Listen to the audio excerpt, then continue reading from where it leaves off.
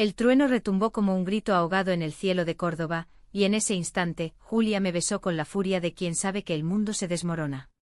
Sus labios, salados por las lágrimas que no eran solo mías, me arrastraron a un abismo que no vi venir, mientras el aroma a jazmín empapado en lluvia invadía mis sentidos. Clara, no puedo mentirte más, susurró contra mi boca, y en ese susurro se rompió todo, la amistad que creí eterna, el secreto que ella guardaba como una herida abierta, y el corazón que yo le entregué sin reservas. Me llamo Clara, y todo empezó con una invitación inocente, de esas que en Córdoba suenan como promesas de siesta eterna bajo los naranjos. Tenía 19 años, estudiaba Bellas Artes en la universidad, y mi vida era un lienzo en blanco salpicado de dudas. Julia era mi compañera de clase, la chica que siempre llegaba tarde con el pelo revuelto y una sonrisa que iluminaba las aulas polvorientas de la Facultad de Filosofía y Letras. Ella tenía 21 años más que yo, y un aura de misterio que me atraía como las luces de la mezquita a medianoche. Su familia era de esas antiguas con raíces en las callejuelas del casco histórico, donde las paredes de cal blanca guardan secretos de generaciones. Yo, en cambio, venía de un barrio modesto en las afueras, donde el Guadalquivir serpentea perezoso y los sueños se evaporan con el calor del mediodía. Aquella tarde de primavera, cuando los azahares perfumaban el aire como un hechizo andaluz, Julia me extendió la mano en el patio de la facultad. «Ven a casa esta noche, Clara. Mis padres están de viaje a Sevilla por el fin de semana. Haremos el trabajo de historia del arte y griega, no sé, veremos una película. Solo nosotras». Su voz era un ronroneo suave con ese acento cordobés que arrastra las r's como caricias. No pude decir que no. ¿Cómo hacerlo cuando sus ojos marrones me miraban como si yo fuera el único pigmento que necesitaba su paleta? Llegué a su casa al atardecer, cuando el sol teñía de oro las rejas forjadas de la puerta. La casa era un patio andaluz típico con fuentes borboteantes y macetas de geranios rojos que trepaban por las paredes. Julia me abrió con una camiseta holgada y shorts vaqueros, el pelo negro recogido en una coleta desordenada que dejaba mechones rebeldes sobre su cuello. «Pasa, loca. He preparado sangría sin alcohol, que mi abuela me mataría si oliera a vino». Reímos como siempre, esa risa fácil que enmascara las grietas del alma. Nos instalamos en su habitación, un caos ordenado de libros de Lorca y Goya, lienzos a medio pintar y pósters de Almodóvar pegados con celo en las paredes encaladas. Empezamos con el trabajo, un ensayo sobre el barroco en la Catedral de Córdoba. Pero pronto, las palabras se desvanecieron. Julia se recostó en la cama, con las piernas cruzadas, y comenzó a contarme sobre su infancia. «Sabes, Clara, aquí en Córdoba todo parece eterno, como las piedras de la mezquita. Pero yo me siento atrapada. Mi familia espera que sea la hija perfecta, estudie, me case con un chico de buena familia, tenga hijos que hereden el apellido». Su voz se quebró un poco, y por primera vez vi la sombra en sus ojos, esa que siempre disimulaba con bromas. Yo, sentada en el suelo con la espalda contra la cama, alcé la vista. «¿Y tú qué quieres, Julia? ¿Qué pinta en tu lienzo?» Ella se inclinó, su mano rozó mi hombro, y el aire se cargó de algo eléctrico, como antes de una tormenta siroco. Esa noche, entre risas y confidencias, nos besamos por primera vez. ¿Fue un roce accidental al pasar las páginas de un libro, o eso quise creer? Sus labios eran suaves con sabor a menta y a azahar, y el mundo se detuvo en ese instante.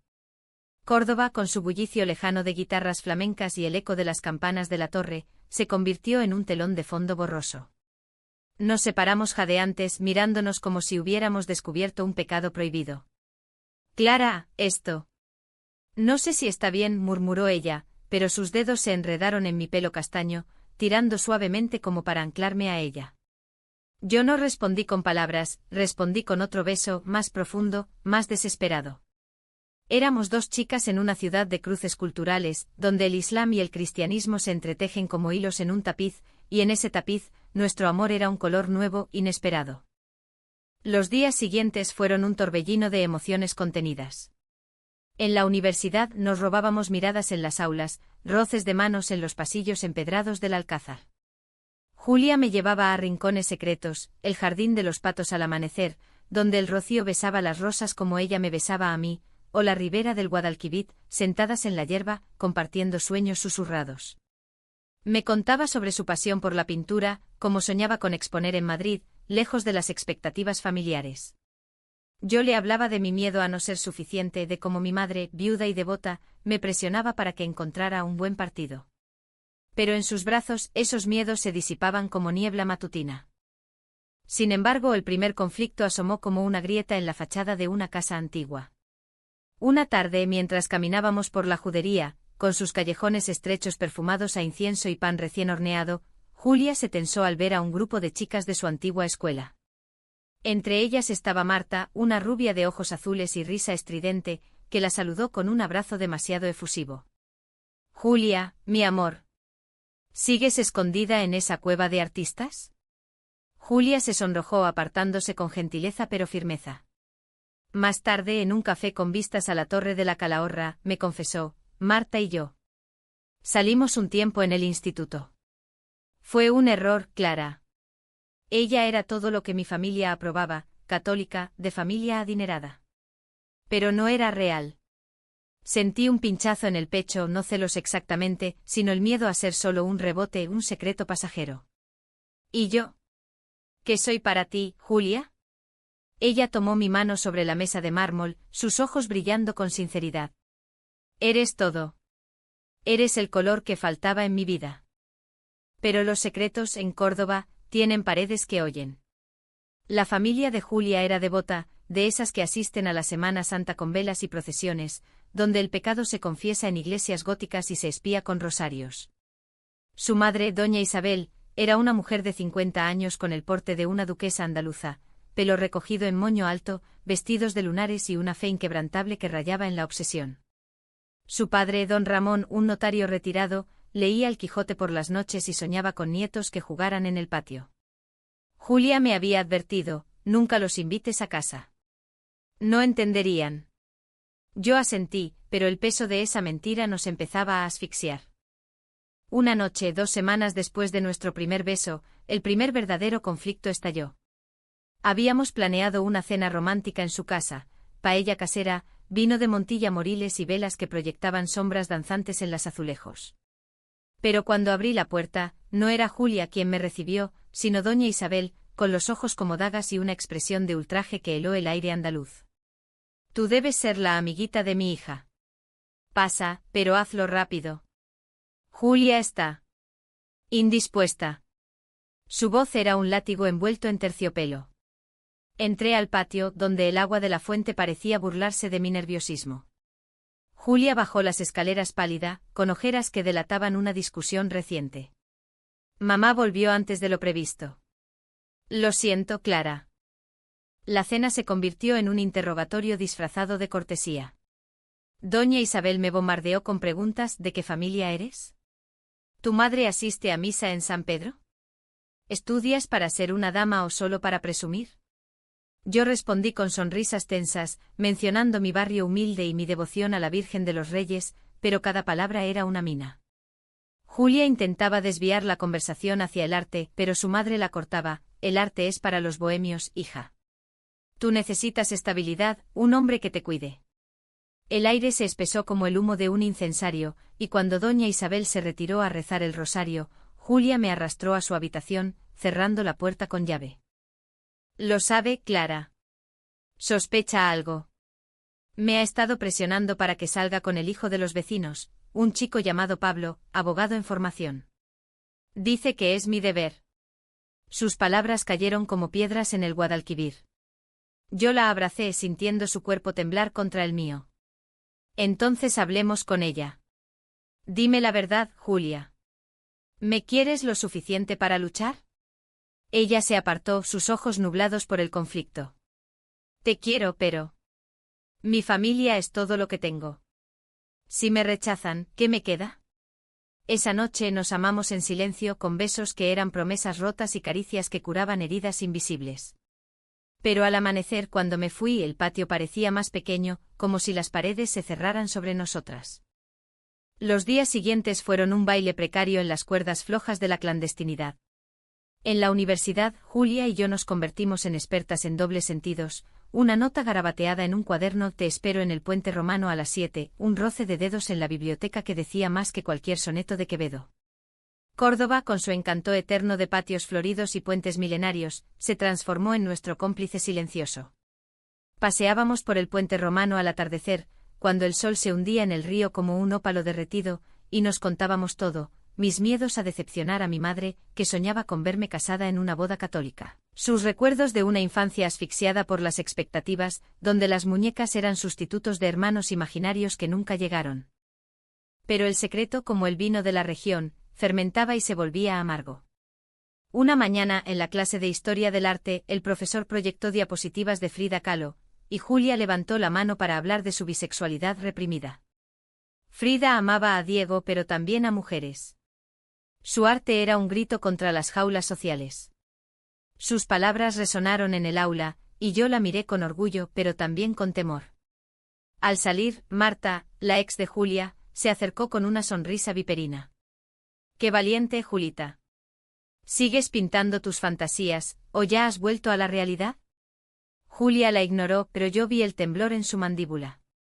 Esa noche, en un mensaje de WhatsApp, me escribió: Marta sabe de nosotras.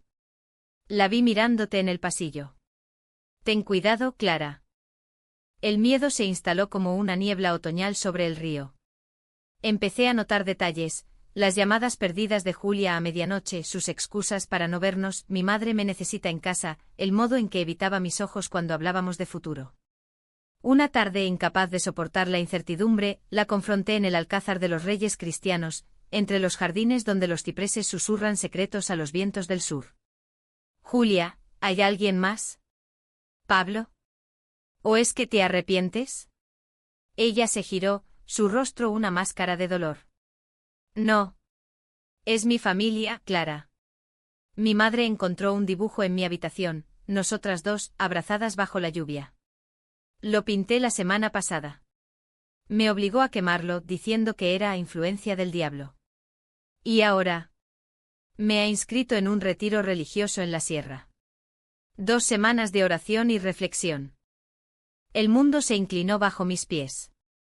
Córdoba, con sus fiestas patronales y su devoción a las vírgenes, podía ser cruel con las almas que no encajaban en el molde. No vayas. Quédate conmigo. Podemos irnos a Granada, a Madrid, donde sea. Pero Julia sacudió la cabeza, lágrimas rodando por sus mejillas como perlas rotas. No puedo abandonarlos. Mi padre está enfermo, cáncer de pulmón. Si me voy, se lo diré todo, y eso lo matará. Su confesión fue un puñetazo, el secreto más profundo, el que ella guardaba como un rosario escondido. Don Ramón, el hombre de las historias quijotescas, luchaba en silencio contra la muerte, y Julia cargaba con esa cruz invisible.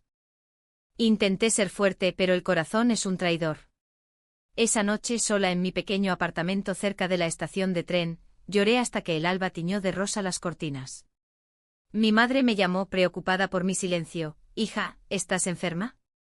Ven a casa, te haré gazpacho. Le mentí como Julia mentía a su familia, y el peso de las mentiras nos unía en una red pegajosa. Al día siguiente Julia partió al retiro, un convento en las colinas de la Sierra de Córdoba, donde las monjas rezaban por almas perdidas como la nuestra. Me dejó una nota: vuelve pronto. Te amo en secreto y para siempre. Las 2 semanas fueron un purgatorio personal. Iba a la universidad como un autómata, pintando lienzos negros de rabia y añoranza. Marta se acercó una vez en la cafetería de la facultad, con una expresión de falsa compasión. Pobre Clara, Julia te ha usado como musa temporal. Siempre hace eso, se enamora, quema, y vuelve arrepentida. Sus palabras eran veneno destilado, y aunque las ignoré, sembraron la duda. ¿Era yo solo un capítulo en su vida, un arrebato artístico antes de la conformidad? Noches enteras las pasaba caminando por las murallas de la ciudad, escuchando el lamento lejano de un cantejondo, preguntándome si el amor lésbico en una tierra de machismo sutil era solo un sueño efímero. Cuando Julia regresó, la encontré cambiada, el pelo más corto, los ojos hundidos como pozos de incertidumbre. Nos encontramos en el Paseo de la Victoria, bajo los plátanos que dejan caer hojas como confeti melancólico. El retiro fue un infierno, Clara. Oraciones interminables, confesiones forzadas. La hermana superiora me dijo que mis sentimientos por ti eran una prueba de fe, que debía purgarlos con ayuno y disciplina. Su voz era un hilo frágil. La abracé allí mismo en público desafiando las miradas curiosas de los paseantes. Entonces elige Julia. ¿Nosotras o ellos? Ella se apartó, el conflicto rugiendo en su interior. No es tan simple.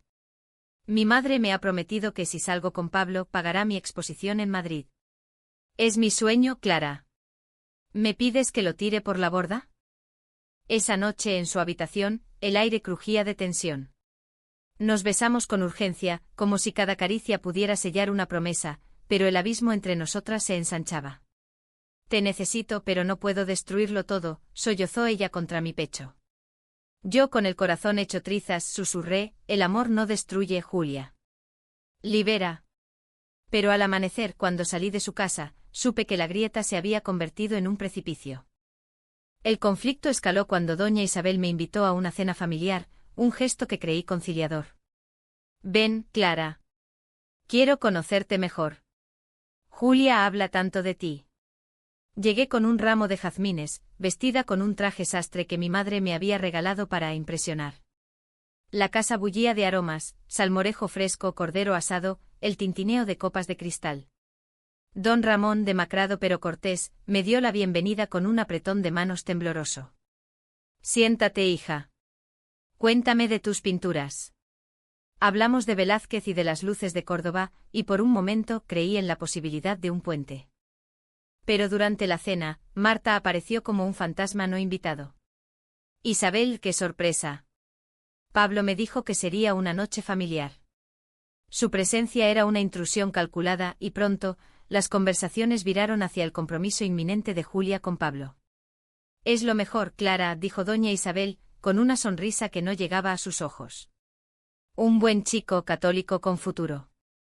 Julia necesita estabilidad, no ilusiones de juventud.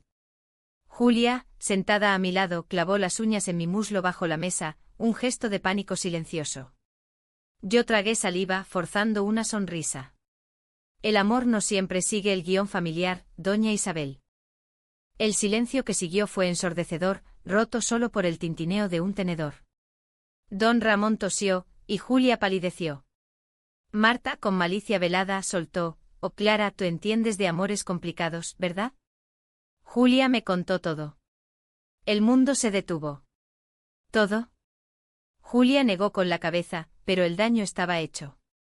Doña Isabel se levantó, su rostro una tormenta. Sal de mi casa, Clara. No eres bienvenida aquí. Julia me siguió al patio, suplicando: no escuches a Marta. Ella miente para herirme. Pero el veneno había calado. ¿Había Julia compartido nuestro secreto con su ex, en un momento de debilidad? Esa noche, sola bajo la lluvia que azotaba las calles empedradas, sentí la primera oleada de traición. Córdoba, mi ciudad de pasiones y cruces, se volvía contra mí. La traición de Marta fue el catalizador que encendió el fuego latente. Al día siguiente en la universidad, la confronté en el patio de Naranjos, donde el sol filtraba rayos dorados como bendiciones falsas. Dime la verdad. ¿Qué le contaste a Julia sobre nosotras? ¿O fue al revés? Marta se rió, un sonido agudo como el rasgueo de una guitarra flamenca desafinada. Pobre ingenua. Julia me llamó la noche del retiro, borracha de vino sacramental robado. Me confesó todo, como te besó, como te ama, pero como también me extraña a mí. Clara es un sueño, Marta, pero tú eras real. ¿Crees que soy la villana? Solo le recuerdo que el mundo no cambia por un capricho lésbico en Córdoba. Sus palabras me desgarraron como un lienzo rasgado. ¿Era posible? Julia, mi Julia, buscando consuelo en el pasado mientras yo ardía en el presente. Corrí a su encuentro, pero ella no apareció en nuestro rincón habitual del río. Horas después, un mensaje: necesito espacio, Clara. Mi familia me presiona. Hablemos mañana. El mañana se estiró en un abismo de silencio, roto solo por llamadas ignoradas y lecturas obsesivas de nuestros chats antiguos, donde cada «te quiero» parecía ahora una mentira piadosa. La comprensión llegó como un mazazo en la catedral, durante una misa a la que asistí por impulso, buscando respuestas en los vitrales que pintaban la luz de colores imposibles. Sentada en un banco de madera pulida, con el incienso envolviéndome como un sudario, recordé las palabras de mi abuela: en Andalucía, el amor es como el flamenco, apasionado, pero siempre al borde del abismo. Julia no era traidora por naturaleza, era una prisionera de su herencia, de una fe que dictaba destinos y de un cáncer que devoraba a su padre gota a gota. Su llamada a Marta no era infidelidad, sino un grito de auxilio, un intento desesperado de aferrarse a lo conocido ante lo desconocido, amarme abiertamente. Pero el entendimiento no borra el dolor. Esa noche, embriagada por el calor opresivo y un par de copas de fino en un bar de la Victoria, cometí mi propio error. Llamé a mi madre y lo solté todo: mamá, amo a una mujer. Se llama Julia y su familia nos separa. Su respuesta fue un sollozo ahogado: Virgen Santa, Clara. ¿Qué dirá la gente? ¿Qué será de ti en esta ciudad de chismes? Colgó y el vacío se amplió. Córdoba, con sus patios que ocultan dramas tras enredaderas, ahora parecía un escenario de juicios sumarios. Al amanecer, Julia finalmente apareció en mi puerta, empapada por una tormenta repentina que había estallado sobre la ciudad como la ira de los antiguos califas. Clara, perdóname. Marta miente. La llamé sí, pero solo para decirle que la olvidé, que tú eres mi todo. Sus ojos rojos de insomnio suplicaban redención. La dejé entrar, y en mi sala desordenada, con óleos y pinceles esparcidos como restos de una batalla, nos derrumbamos en el sofá.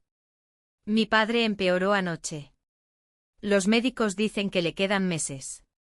Mi madre me obliga a prometerle que me casaré con Pablo después de su muerte, como un juramento en su lecho. Lágrimas calientes mojaron mi hombro mientras la abrazaba. No puedes vivir por promesas rotas, Julia. Elige la vida, elige nosotras. Pero el conflicto se profundizó con una revelación que sacudió los cimientos. 2 días después, en el hospital donde don Ramón luchaba contra tubos y máquinas, Julia me coló de visita secreta. La habitación olía a desinfectante y a rosas marchitas traídas por devotas. Él, postrado en la cama, con la piel amarillenta y los ojos hundidos, me miró con una claridad sorprendente. Tú eres la chica de los ojos verdes, ¿verdad? Julia te pinta en sus sueños. Su voz era un susurro ronco. Julia se sonrojó, pero él continuó: hija, sé lo tuyo. Tu madre me lo contó todo, pensando que yo la detendría. Pero yo amé a un hombre una vez, en mi juventud, durante la posguerra. Un poeta gitano que tocaba el violín en las cuevas de Sacromonte. Lo perdí por miedo, y ese miedo me ha perseguido como un fantasma. Sus palabras fueron un bálsamo y una bomba, el secreto familiar, enterrado bajo capas de heterodoxia y devoción fingida. Julia sollozó arrodillándose junto a la cama. Papá, ¿por qué no dijiste nada? Él sonrió débilmente, porque el silencio protege, pero también mata. Ve con ella, Julia. Ama sin cadenas. Córdoba ha visto amores imposibles desde los tiempos de los moros, el nuestro no será el primero. En ese momento el alto trao emocional nos envolvió, un padre moribundo bendiciendo un amor prohibido, en una ciudad donde la historia se entreteje con el destino personal. Salimos del hospital con el corazón latiendo al unísono, pero la sombra de doña Isabel planeaba como un cuervo. La confrontación final llegó una semana después en el patio de la casa de Julia, durante la preparación de la Feria de Mayo. El aire vibraba con el aroma de flores frescas y el eco distante de sevillanas. Doña Isabel nos sorprendió, yo había ido a ayudar con las decoraciones, un pretexto frágil para ver a Julia. Fuera de mi vista, tentación. Has corrompido a mi hija con tus aberraciones. Su voz era un trueno, y en su mano blandía un crucifijo como un arma. Julia se interpuso: basta, madre. Papá lo sabe, y lo aprueba. Te lo conté todo, amo a Clara, y no me casaré con Pablo. El patio, testigo de generaciones, se convirtió en arena de gladiadores emocionales. Doña Isabel palideció, traicionada por el silencio de su esposo. Tu padre está delirando por la morfina. Esto es pecado, Julia. La Iglesia lo condena, y yo no crié a una hereje. Las palabras volaron como flechas, acusaciones de egoísmo, de destruir la familia, de invocar la ira divina sobre un moribundo. Yo intenté mediar: señora, el amor no es pecado, es gracia. En Córdoba, donde cristianos y musulmanes convivieron, ¿no hay espacio para 2 almas que se eligen? Pero ella me escupió: tú, forastera de barrio bajo, no entiendes nuestra sangre noble. Julia, rota pero resuelta, tomó mi mano, elijo a Clara. Si eso significa irme, me iré. Doña Isabel se derrumbó en una silla, sollozando por primera vez, no de rabia, sino de un dolor ancestral, el miedo a perder a su hija como perdió partes de sí misma en un matrimonio de conveniencia. En ese caos el teléfono sonó, el hospital. Don Ramón había empeorado. Corrimos las tres, unidas por la tragedia, al lecho del patriarca. Allí en la penumbra de la habitación, con monitores pitando como latidos irregulares, don Ramón exhaló su último aliento. «Cuidad. De Córdoba», murmuró y sus ojos se cerraron para siempre. El duelo nos unió en un silencio sagrado, pero también avivó las llamas. Doña Isabel, viuda en un instante, miró a Julia con ojos nuevos. «Si tu padre lo bendijo. Quizás Dios tenga un plan que no entiendo». No era aceptación plena, sino un armisticio frágil. Pero el verdadero alto trao, el que me dejó sin aliento, llegó esa misma noche, bajo la lluvia torrencial que azotaba la mezquita como lágrimas divinas. La lluvia caía como un diluvio bíblico sobre Córdoba, transformando las calles en ríos de lamentos y los arcos de la mezquita en portales de sombras danzantes. Julia y yo habíamos huido al abrigo de la plaza de las Tendillas, pero el agua nos empapaba hasta los huesos, un bautismo cruel para nuestras almas exhaustas. Acabábamos de salir del tanatorio, donde el cuerpo de don Ramón yacía en un ataúd de ciprés, rodeado de velas y oraciones murmuradas por parientes lejanos. Doña Isabel se había quedado allí, organizando el velatorio con la rigidez de quien erige murallas contra el dolor. «Idos», nos había dicho con voz quebrada. «Necesito tiempo. Pero no la pierdas, Julia. Por tu padre». Corríamos de la mano, resbalando en los adoquines pulidos por siglos de pisadas, hasta que el agotamiento nos detuvo bajo un farol que parpadeaba como un corazón moribundo. Allí, en ese círculo de luz temblorosa, Julia se giró hacia mí, su rostro una máscara de lluvia y remordimiento. «Clara, no puedo más. Todo esto. El secreto, la enfermedad, la muerte. Me ahoga». Sus palabras fueron un cuchillo, y por un instante el pánico me invadió. ¿Me dejaría ahora, en el nadir de la tormenta? Pero entonces, con un sollozo que rasgó la noche, cayó de rodillas, abrazándose a mis piernas. «No te dejo». «Pero Marta». Le conté más de lo que admití. La llamé no solo esa noche, sino varias veces. Le pedí consejo como a una hermana perdida. Le dije que te amaba, pero que tenía miedo. ¿Y ella? Ella prometió guardar el secreto, pero lo usó para herirnos. La confesión fue el clímax de nuestra odisea emocional, no una traición deliberada, sino una debilidad humana, un hilo suelto en el tapiz de su alma partida. Sentí la furia subir como la marea del Guadalquivir encrecida, furia contra Marta, contra las presiones familiares, contra una sociedad que convertía el amor en campo minado. «Maldita seas, Julia. ¿Por qué no me lo dijiste? ¿Creías que no lo soportaría?» La empujé no con fuerza sino con la violencia de lo herido, y ella se tambaleó contra la pared de piedra, el agua chorreando de su pelo negro como tinta derramada.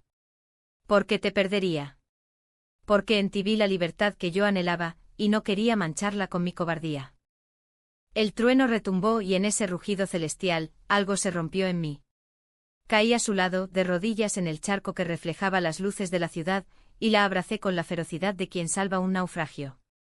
«Somos humanas, Julia. Con miedos y errores. Pero el amor. El nuestro. Es el único puente que cruza este abismo». Nos besamos allí en la plaza desierta, con la lluvia como testigo imparcial, un beso salado de lágrimas y promesas renovadas. No era pasión carnal, sino una comunión profunda, un juramento ante los elementos que nos habían azotado. Los días del duelo fueron un velo gris sobre Córdoba. El funeral de don Ramón se celebró en la iglesia de la Magdalena, con procesiones de luto que recordaban las de Semana Santa, pero sin el esplendor de las vírgenes. Doña Isabel caminó tras el féretro con porte regio, pero sus ojos, enrojecidos, buscaban a Julia entre la multitud. Yo me mantuve al margen, un espectro en el fondo, hasta que ella me hizo un gesto sutil: «Ven, Clara». Por él. Nos unimos en la procesión, nuestras manos rozándose en secreto bajo los velos negros, un gesto de tolerancia naciente. En las semanas siguientes el armisticio se convirtió en algo más. Doña Isabel, sola en su casa ahora silenciosa, comenzó a visitarme en la universidad. Primero con excusas, necesito libros para donar a la parroquia. Luego con preguntas veladas, ¿cómo va tu pintura, Clara? Julia dice que eres una artista de verdad. Una tarde en el patio de su casa, ahora adornado con un lienzo mío, un retrato de don Ramón sonriente, me confesó, perdóname. Mi rabia era miedo. Temía perder a mi hija como perdí mi propia juventud, casada por deber. Tu amor. Es diferente pero puro. Si la hace feliz, lo acepto. No era un abrazo efusivo, sino un reconocimiento andaluz, lento, cargado de orgullo herido, pero sincero como el aceite de oliva de la campiña. Marta, por su parte, se desvaneció como un mal sueño. La vi una vez más, en la feria de Nuestra Señora de la Salud, bailando sevillanas con un vestido de volantes que parecía una bandera de rendición. Intentó acercarse, pero Julia la cortó. Adiós, Marta. Gracias por recordarme lo que no quiero. Fue un cierre limpio sin venganzas, solo la dignidad de quien elige el futuro. Nuestra relación floreció entonces, como los patios cordobeses en mayo, exuberante, perfumada, con raíces profundas en la tierra fértil de la adversidad. Exposiciones en galerías locales, viajes robados a la Sierra Morena, noches de confidencias bajo las estrellas que velan por los amantes de Córdoba. Yo pintaba su retrato una y otra vez, Julia con su cicatriz sutil, sus ojos que capturaban la luz del Guadalquivir. Ella componía poemas inspirados en nosotras, ecos de Lorca en verso libre. Un año después, en la misma plaza donde nos reconciliamos bajo la lluvia, organizamos una pequeña ceremonia, no legal, pues España aún tardaba en reconocer amores como el nuestro con plenos derechos, pero sagrada a nuestra manera. Doña Isabel asistió con un collar de perlas que perteneció a su abuela, y mi madre, reconciliada tras largas cartas y gazpachos compartidos, trajo un pastel de Cordobán. Al fin, hijas, dijo, y en su voz resonaba la redención. Hoy miro atrás y veo no solo drama, sino lecciones talladas en la piedra de la mezquita, que el amor lésbico, en una tierra de pasiones cruzadas, no es anomalía, sino hilo esencial en el tapiz. Hemos enfrentado traiciones, secretos desenterrados, decisiones que desgarraron el alma, pero emergimos más fuertes, como el río que nutre esta ciudad eterna. Julia y yo, dos mujeres en Córdoba, pintamos nuestro lienzo con colores audaces, sabiendo que el final no es tragedia ni cuento de hadas perfecto, sino una vida humanamente hermosa, llena de sombras y luces, de lluvias que limpian y soles que curan. Y en las noches de Siroco, cuando el viento susurra secretos antiguos, nos abrazamos y recordamos, el amor verdadero siempre encuentra su camino a través de las murallas.